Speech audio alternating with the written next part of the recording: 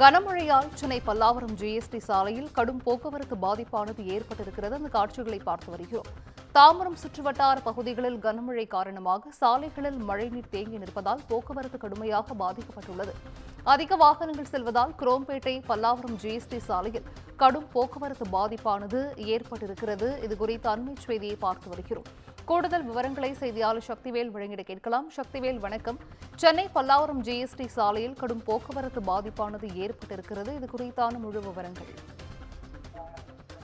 நிச்சயமாக வணக்கம் சிந்து. பல்லாவரம் ஜிஎஸ்டி சாலையில் கடும் போக்குவரத்து நெரிசலானது ஏற்பட்டுள்ளது. குறிப்பாக காலையில் பெய்த கனமழையின் காரணமாக ஜிஎஸ்டி சாலையில் ஆங்காங்கே மழைநீர் தேங்கி நிற்பதாலும் குண்டும் குழியுமாக இருப்பதாலும் இந்த ஜிஎஸ்டி சாலையில் வாகனங்கள் செல்ல முடியாமல் ஊர்ந்து செல்லக்கூடிய நிலை ஏற்பட்டுள்ளது. இதனாலே போக்குவரத்து பாதிப்பும் ஏற்பட்டுள்ளது.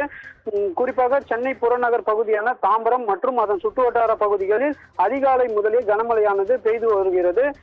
இதனால் தாம்பரம் மற்றும் அந்த பல்லாவரம் குரோம்பேட்டை உள்ளிட்ட அந்த ஜிஎஸ்டி சாலையில் செல்லக்கூடிய வாகனங்கள் செல்ல முடியாமல் ஊர்ந்து செல்லக்கூடிய நிலை ஏற்பட்டுள்ளது. இதனால் சுற்றுவட்டார பகுதிகளில் வசித்து வரக்கூடிய மக்கள் மற்றும் பணிக்கு செல்வோர் இந்த சாலையை தான் பிரதான சாலையாக பயன்படுத்தி வருகின்றனர். தாம்பரம், அடுத்த சானிட்டோரியம், குரோம்பேட்டை, பல்லாவரம் அந்த வழியாக செல்லக்கூடிய இந்த பிரதான சாலையில் இந்த போக்குவரத்து நெரிசல் ஏற்பட்டுள்ளது. குறிப்பாக காலை நேரங்களில் பணிக்கு செல்பவர்கள் அதிகமாக செல்வதால் கார் மற்றும் இருசக்கர வாகனங்கள் அதிகப்படியான வாகனங்கள் இந்த வழியாகவே செல்கின்றன. இதனால் இந்த போக்குவரத்து நெரிசலுக்கான காரணம் என்று வாகன ஓட்டிகள் தெரிவிக்கின்றனர்.